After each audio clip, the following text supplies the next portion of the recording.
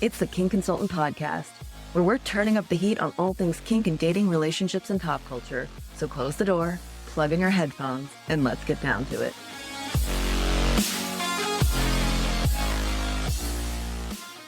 Hello, and welcome to this week's episode of the Kink Consultant. I am delighted to be joined by a friend and one of my favorite content creators, and I don't say that lightly, one of my favorite content creators, Nick the Forge Bear. That is how I refer to you in my head. What do you go by? Most everybody just refers to me as Nick. So you are a storyteller of all kinds. You are on multiple platforms, but let's talk about Quinn. You started with them last year. I think it's been about a year and a half at this point, yeah. Tell us what Quinn is. The elevator pitch I like to use is that Quinn is Netflix for smut, for erotica, when it comes to audio. It is a platform that really enables people to investigate and appreciate their fantasies, maybe discover new things about themselves, and do it from both the comfort of their own earbuds, but also in a way that is far more intimate than a lot of other erotica presents itself. And with a platform like that, I have always been a fan of audio erotica and the fact that it speaks to the largest sex organ that we have, our brains. And there's something so beautiful and intimate and empowering about being able to record something and know that the only person who's going to know what's being said or what you're listening to or hearing what you're hearing is us. That it's an intimate exchange, and during that I have the ability to build up your confidence. I have the ability to speak to you about your own inner or exterior beauty. I have the ability to acknowledge your sexual fantasies and your sexual independence, and sometimes maybe give you an idea you want to try out. You're inspiring further intimacy through that. Oh, it's the worst. Oh, it's the worst. What a terrible job. How do you do it? I get that comment a lot. I get a lot of, leave some of them for us. And I'm like, oh no, I'm not on here for me to get anything. I'm on here for me to plant the seeds that will be carried out into the world by other people. And those other people will act upon their impulses and know what they want and know how to talk about what they want and how to get it. So many things you've just said. I'm like, yes, talk about what you want.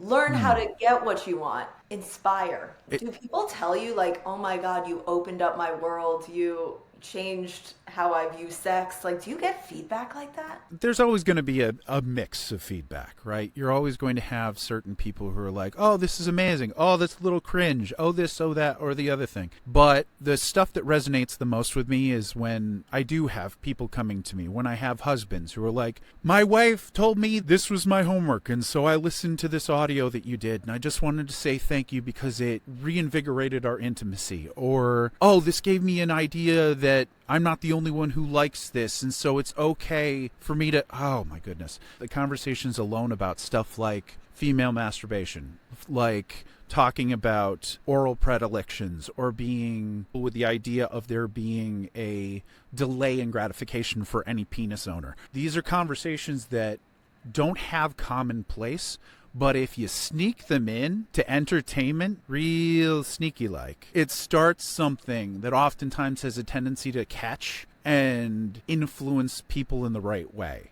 and usually towards their benefit. So a lot of my favorite conversations, a lot of the conversations that keep me punching the clock of audio porn, as it were, is the conversations where it's like, you helped, you educated, you inspired. You made it so that I had to get home and just pounce on my husband. And I'm like, I'll count that as a win. I'll count that as a win. Fucking win, for sure. Sex is happening because you're out here doing your job. Good sex is happening because you're out here doing your job. I will take that victory lap right now. I mean, that'll eat into your podcast time, but I'll do it. It's fine. No, it's worth it. Because I always say, I just want people to have good sex. So yes, I focus on kink, but for me, kink and sex are intertwined. And like what I ultimately want is people to have better connection. But, you know, the quick and dirty way to say that is good sex. You're out here doing it. Absolutely. I have a follow-up question for you. I want your origin story, because ultimately I want to know, did you start by calling yourself an educator? And we've talked about this before. When I came on your Wednesday Live, Like the Yeah. term educator, that's a big title to carry. It is. My formal training was in psychology to begin. I'm still expanding my knowledge, right? Because as any educator will tell you, that if they're not constantly trying to inform themselves, then how are they supposed to provide the best information for those people who put themselves in your care? Whether you want to refer to them as students or whatever. But educating, informing, counseling, I know that I blanch at the term influencer because I think it's one that gets thrown around too often and has really conformed to some oddities when it comes to the internet age. But I appreciate being an educator and a instigator. I will do something to elicit a response to make you think about something in a way that you may not have before. And usually with education, we have the classroom setup. Even take it so far back as the Socratic amphitheater, where you stand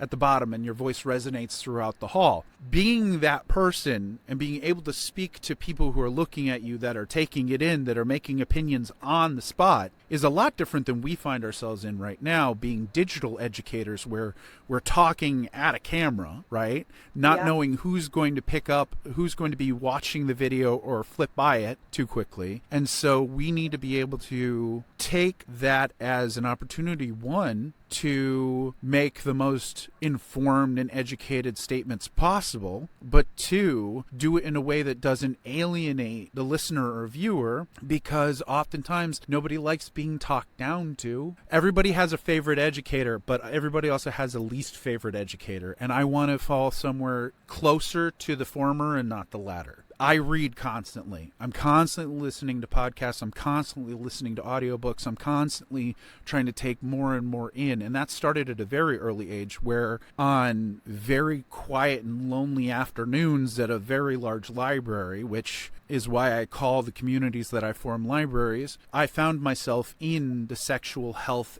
section out of pure curiosity. And before I knew it, I was not simply being, titillated by the information, but I started gathering it and started making the connections and started looking at it from a perspective of, these are the base practices of a civilization, a society, and a species that really has the ability to better itself through these intimate interactions and better understand everyone through these intimacies and being frank and honest about them. So I don't take educator lightly. I don't think you do either.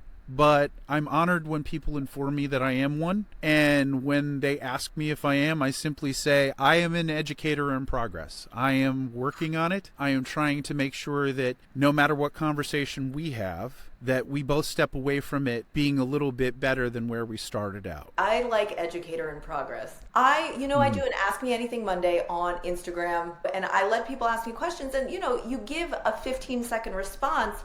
And then sometimes Instagram's like, this story did well, post it as a reel, and you don't edit it, you just put it up. And I did that recently about brats, and I called out Ian Doms. What I hate is some of my most inflammatory, least educated videos that I just threw out. I was like, oh, that was funny and true, end up being some of the most popular. So that's another piece of the social media thing. It's like no one's worried about how well informed or educated I am at the forefront. It's only as that message penetrates that you have to be concerned with, well, where did this person learn it? And now I have to go back and make kind of an apology video, which is I'm too late in doing, but I will still do, of, hey, I didn't want to skip over the fact that you need to negotiate being a brat before we get to this stage. It's mixing in the message of consistently pushing negotiation and all of the base things that sometimes I take for granted. And then also being informative and catching. One of the things you said is you don't know how long they're going to watch your video for. It could be 5 seconds. We live in the age of flash in the pan information, where you and I are battling uphill. We are, because a lot of people live in a world where visual learners, a lot of people are drawn to motion, to brightness, to vivid display. So we're battling, in order to present information, we're battling Hollywood in things like the 50 Shades series or the movie Baby Girl. It's stuff like that. We're battling the untold terabytes of quickly produced show intimacy through all of the websites that are out there. And so what do we have to do? We have to do our very best, be succinct, be honest, be informative. There are going to be times where we stumble over stuff. There are going to be times where people call us out. And it's moments like that where we have to be capable of being like, okay, you know what, though? I'm human. But so are you. You want to call me out on my behavior, that's fine. But you said it yourself. Facing fake doms is a situation that if I had a nickel for every single time a fake dom told me that safe words were unnecessary, I wouldn't have to work anymore. Yeah. Because I would own a mansion and a yacht and a base on the moon. We're working against the toxic sexualities. We're working against the uninformed who are so longing for that connection and thinking that the only way to have that connection is for them to completely and utterly control it so that they can say they won. You know, in a very strange way, but they're trying to say that they won. Because there's a perception through performative sexual acts on the internet, there's a perception that there's a way of winning. And whether that be to be the first one who has an orgasm or whatever exists in their minds, it's something we're working against. And hopefully we'll win the battle, but it's uphill. That's an interesting perspective because maybe it's from the female perspective. I've always felt that a dom is like they feel the fake ones, it's like they found a cheat code. That's what I feel is happening. They're like, oh, this is a cheat code to getting what I want. But to your point, getting what you want is their version of winning. It's whatever they've put the prize on. Like whatever they think the prize is, they're deciding it's sex. Having someone acquiesce to their demands, having someone willing to get completely naked. I mean, there is, for fake doms, there is a lot of mental territory and egotistical real estate that is gained by being able to tell somebody to get on their knees and give them a blowjob, right? That in and of itself is considered what? It's considered a dominant, a powerful, a controlling position by a lot of men, whether they consider themselves doms or not. There is subcultures of the uninformed sexual individuals out there who are like, this is the height. There are people who are like, I collect videos of all of the people that I've received blowjobs from. And you're like, but what did you do for them in return? Oh, nothing. Why not? Well, wasn't that enough for them? And you have to take pause and you have to look at it and you have to go, okay, this is what we're working against. This is what we're trying to counter-educate. All right, Kinkster, let's talk about pleasure. Not just mine, yours too. If you're enjoying this episode of the Kink Consultant, I need you to do me a little favor, and I promise it'll feel oh so good. Take a second and give this podcast a 5-star rating. Just imagine your finger sliding all over that 5th star, pressing down, giving it exactly the kind of attention it deserves. Yeah, that's it. And you know what happens when you do? I get all hot and bothered knowing you're out there, showing your appreciation. Plus, every time you leave a review, a naughty little brat somewhere gets that spanking they've been begging for. So be a good listener and tap that star, won't you? Thanks, love. Now let's get back to the fun.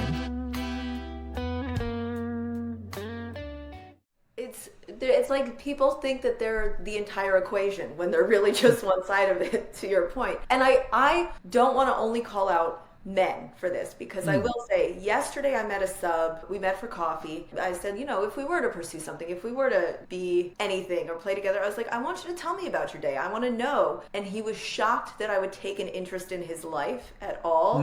So like I dug in a little bit and I just realized, wow, this is happening. A lot of people are taking the dom title and the keyword there is taking. They are take and forgetting that it's a symbiotic relationship. You can't just take from someone and expect them to just give. And for some people, sure, that's their kink, but even more so then you should know what's going on in their lives, in my humble opinion. There's this lack of understanding, I feel like, because I've encountered this as a dom myself. I don't need to inform him. He'll just know. I can spring it on him when he's not expecting it. This will be okay because there's that assumption that dom space is full time. This is not, I am not dealing with somebody with emotional equity. I'm not dealing with somebody who has empathy, who is approaching me with sincerity. This is daddy. This is master. This is sir. This is ma'am.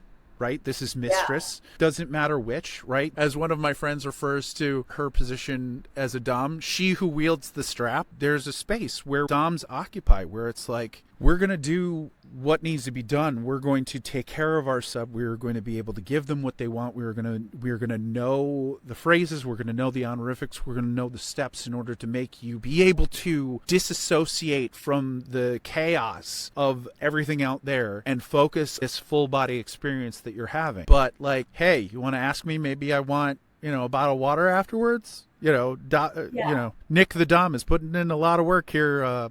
Maybe I need a hug. Maybe it's like, ask me about my day, see what video games I'm playing this weekend. Yes, because you're not a kink dispenser.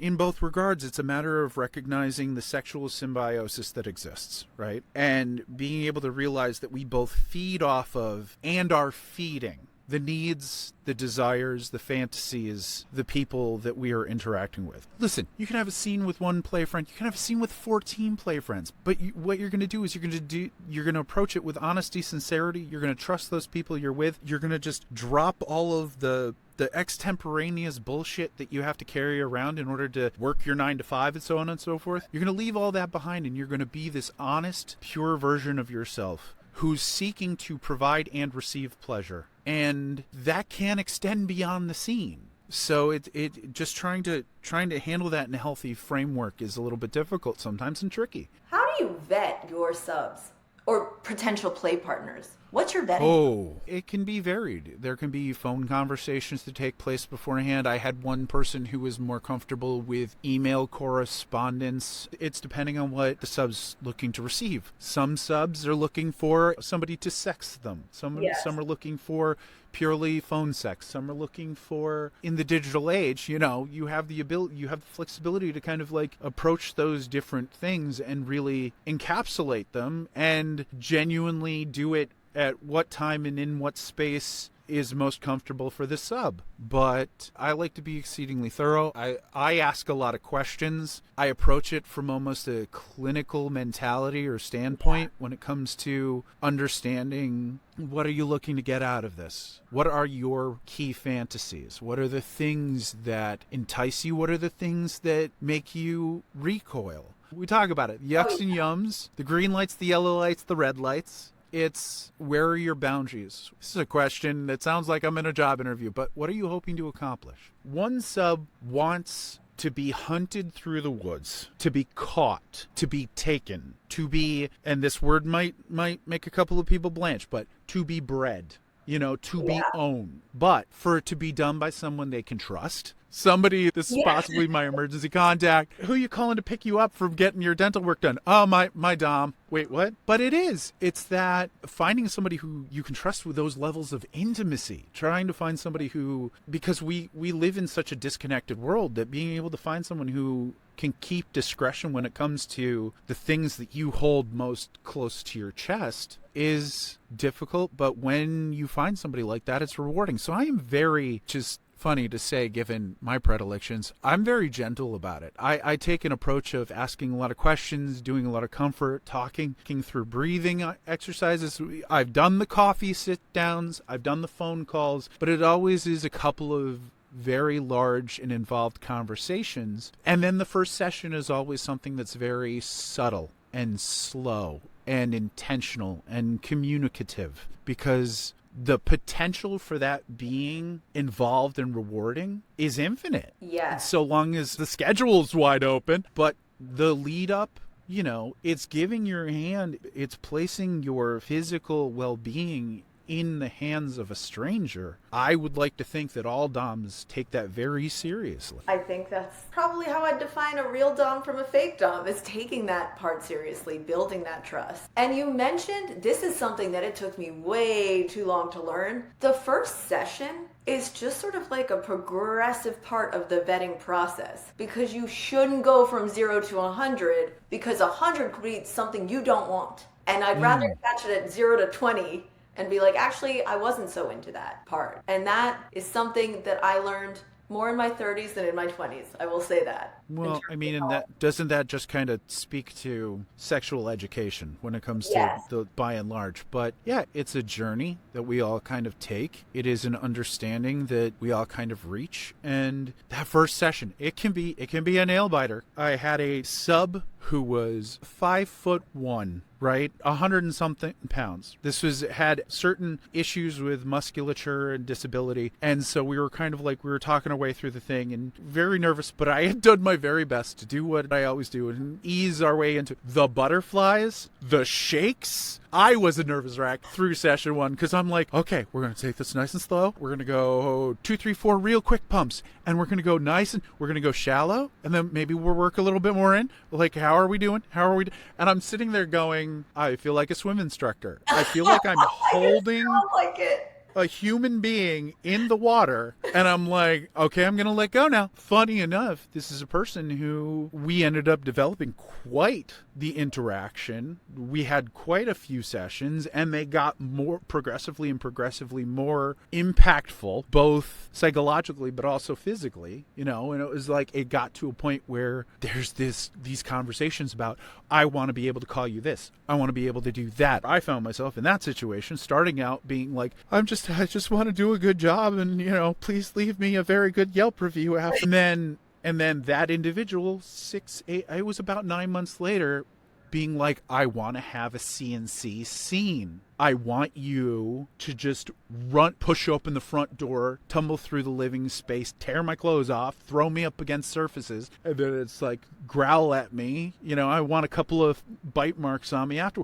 And that's the progression. If you move slowly, if you move with respect and with communication, subs, doms, everybody's going to come away from the situation, switches, everybody's going to come away from the situation feeling more and more emboldened, but also because of that level of comfort and trust. Yeah, you're literally, the word I thought of is you're empowering your partner. If the more slow steps forward, both people end up more empowered. Did you know going in she would ever ask for a CNC? No. This was somebody it was so funny, and I'm sure you can relate to this. It was somebody who was like, oh, I'm very vanilla.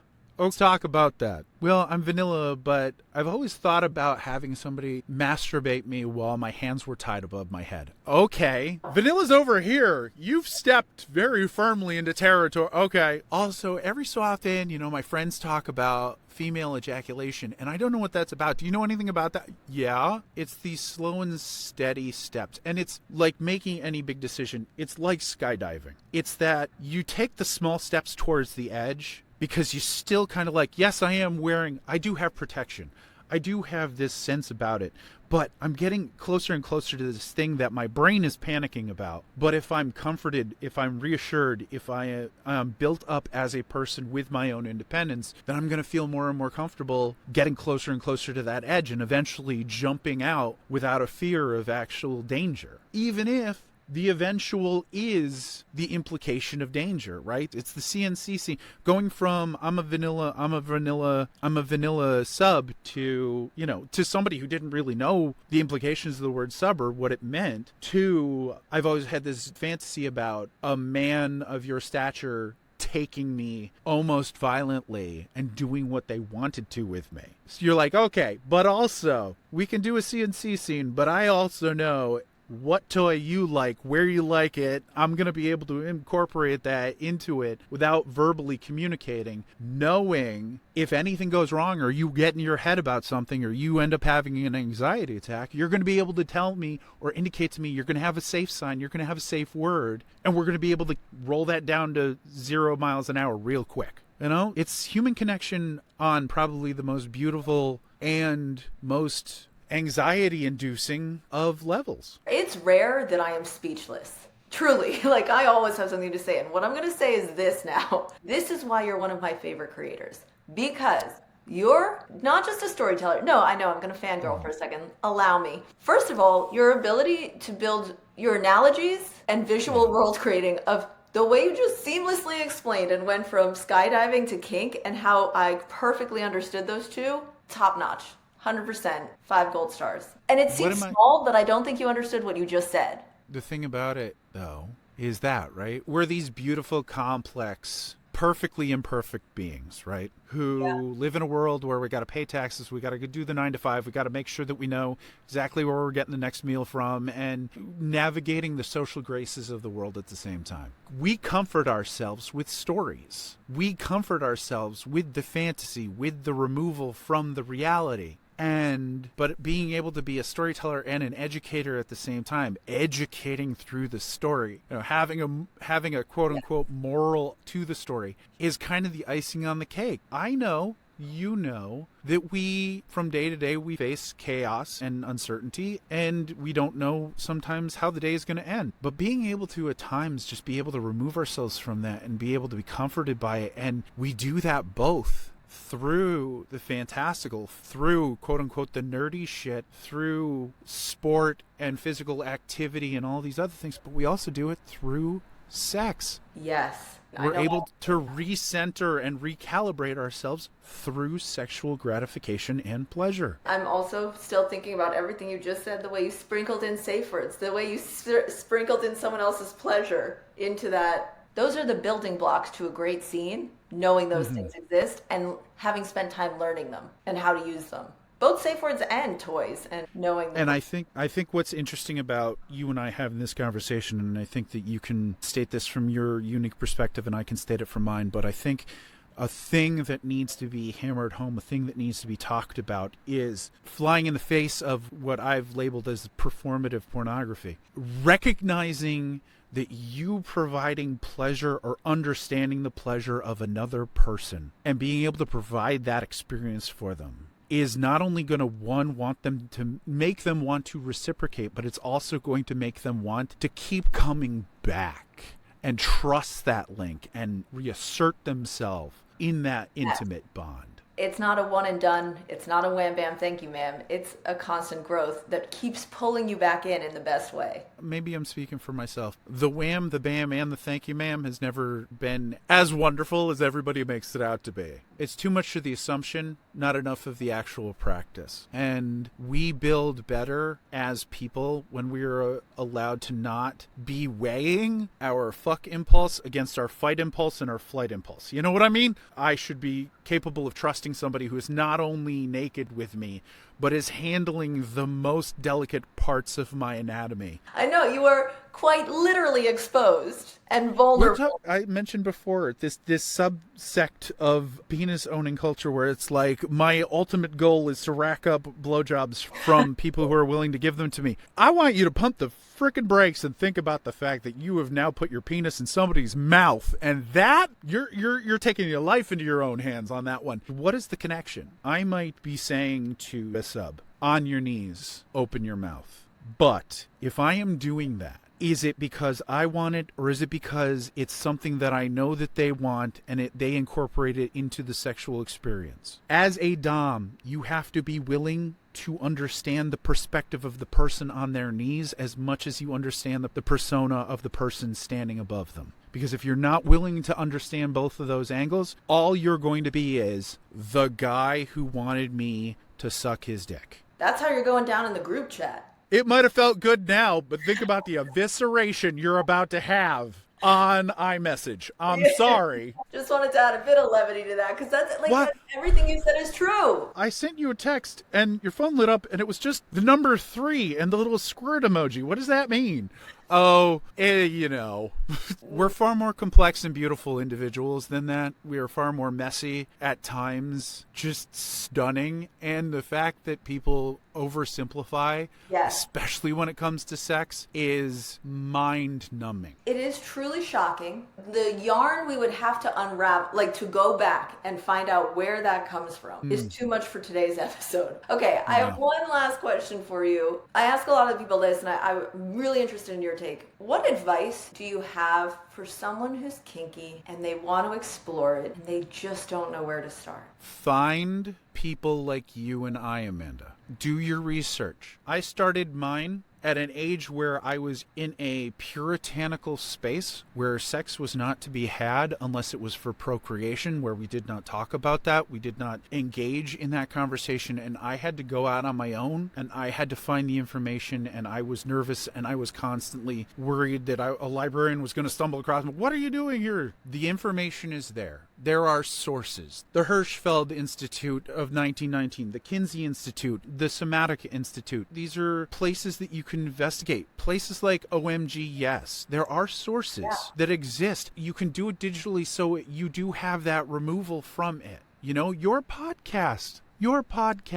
You provide information, you introduce people to other sources that you yourself have vetted. In this situation, you are the information dom. I'm just saying, trust your gut. Don't be afraid to ask questions, and look for sources that make you feel both welcome and like you are not an oddity. You are a beautiful person discovering themselves and finding out who they want to be and how they want pleasure, and recognizing that that is a fundamental part of your experience on this earth. That is amazing. So, if like me, you are obsessed and want more of Nick, you can find Nick on TikTok, which is where I first discovered him, as Nick the Forge Bear. On Instagram as Forge Bear Creations. Then he has an extremely active Patreon that you should check out. So it's patreon.com/Nick the Forge Bear. And that's N-I-K. Important note. If you find him in one of those places, you'll find him everywhere. Thank you so much for joining me, Nick, today. I look forward to hopefully being one of the first guests on your future podcast. I'm going to hold you to that. Anytime. All right. Thanks so much. Have a good one.